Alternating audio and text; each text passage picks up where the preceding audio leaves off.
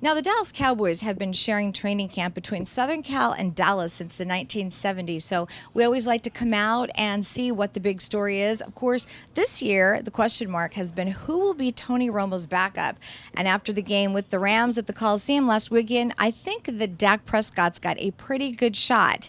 Now, the Cowboys' defense has been a little suspect in training camp, but these guys are working hard to get it right. Here's more from the players. Just trying to come out, and get better. But now it's time to take you down the road to Anaheim to talk about our Angels, who have been hit with a rash of injuries.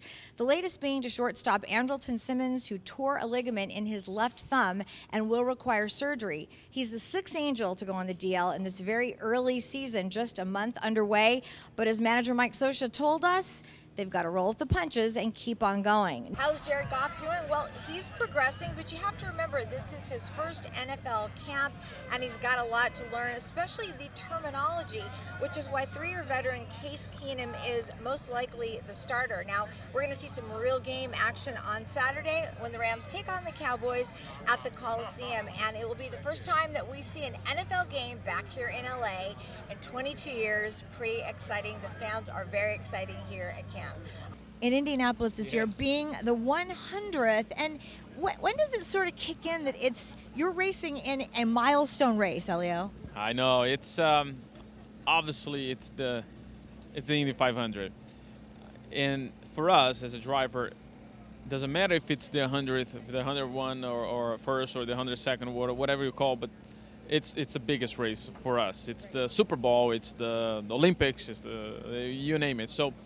Somebody like Yasiel Puig, who is such a raw talent and comes here and is so good so quickly, how do you sort of reel that in, because he really was kind of a phenomenon, and then people figure out hitters and how that works. How do you sort of take that back a little bit? Well, again, it's all about conversation, and it's really about trust, and I understand it's tough for Yasiel to trust people, but I think he and I have a pretty darn good relationship. Andrew and Farhan said that you nailed it and you knocked it out of the park during the interview. How was that process for you? It was fun, but I think that, through this whole process, I just try to be true to myself. Now, the big story, of course, here at Yankee Stadium all year is the retirement of Derek Jeter. I had a chance to sit down with the Yankee captain who talked about his past, present, and future. Could you have ever imagined when he first started out that you'd be with one team that long? I was trying to make it through the first week, to be quite honest with you. I was afraid I was going to get sent down. You mentioned if there's ever an earthquake, you want to be standing on the 18th hole because it'll be safe for everybody. Well, it's true. I didn't know you did so much research. That's true. I actually say if there's ever an earthquake, I want to be standing on the 18th because when we rebuilt it, it's so structuralized and so incredible what we were forced to do. And I said, the world may move, but that hole is staying right where it is. It's very solid. Here with Stu Lance, we're giving him a little break from the Lakers tonight because you are here to MC a very special event for the Toberman House. And I know you've been doing this for a very long time. It's so wonderful to see people giving back as you do. Well, it's easy to give back, especially to an organization like Toberman. I know you started out doing football and you've done a lot of different sports. Did you ever play sports or have a favorite sport? Well, I played baseball. Okay. Played it in high school, played it in college.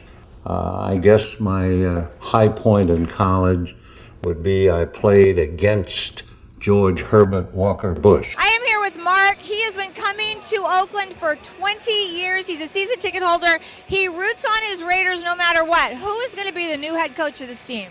Well, you know what? Right now we have to take it day by day because we don't even know where we're going to be next year, let alone get a coach. Keeps you coming back? Just look around you. You feel the fire. You feel the love. It's family. It's something like you can't explain unless you live it. And living it is a daily basis. I wake up and I breathe and I think Raiders. That's it. You got the answer. They don't just come to Raider games. They live it. They breathe it. They love it. Okay, so now if Mike Trout and I sat down to watch a football game, I have to tell you that my team would also be playing your team because I'm an NFC East girl as well, but not the Eagles. Nah, if it was my guess, it'd probably be the Cowboys. Huh? Wow! Yeah, I get that a lot of Cowboys fans out there. I'm sorry to hear that. I know. Well, Mike, that's okay. We'll still be friends, okay? Yeah, that's all right. All right. I am here with Drew Dowdy, who is now a Stanley Cup champion. What is going through your mind right now? Just so happy. We are here at the Staples Center. It is New Year's Eve, and the Los Angeles Clippers are not exactly playing the Lakers, but Lakers East, if you will. This is a homecoming for the New York Knicks, and head coach Derek Fisher, team president Phil Jackson, and assistant coach Kurt Rambis. They are all in the building today. Now, yesterday at Knicks practice, Phil Jackson was there, and he did not address the media, simply saying that he did not want to talk about coming back to LA. While the scoreless inning streak for Clayton Kershaw did come to an end last night, it was at number 41. It happened in the 6th inning off of Chase Headley's home run. Now, you have to understand something about Clayton Kershaw. He's not a me guy. He is a we guy. It's all about team for Clayton. So even though we love to talk about streaks and records, for him, he's just out there doing his job, and that's exactly what he told us last night after the game. We are here with Mario Andretti. Now, we know Mario is passionate about racing, but he is also passionate about wine. In fact, I know you have a winery just a few miles from the track. Yes, indeed. This is a fabulous event. This man has left his legacy on a lot of young players, but on all of us. Torrey Hunter, you have been just a joy to be around, and I have a feeling that we're going to see you a lot in the coming years doing some other things. Definitely, man. You know, you retire only from the field. That's and right. Me as a man, I can't retire. No. I'm a man. God told me to work all the days of my life, so I'm going to do In it. fact, I have a feeling, hold on to this for a minute. Let's just see how that feels in your hand. It feels natural. Does it feel natural? Hi, I'm Torrey Hunter, and you're watching Playing the Field. I'm Maria Serrao from Dodger Stadium, and we're going to leave you with some sights and sounds from Kobe's last game at the Staples Center. We'll see you next time. Well, it kind of started back in 1996 when I first seen him at Long Beach Pyramid when he first came in as an incoming rookie. So I just kind of grew to being a big, huge Kobe fan ever since, all these years, all the way up to now.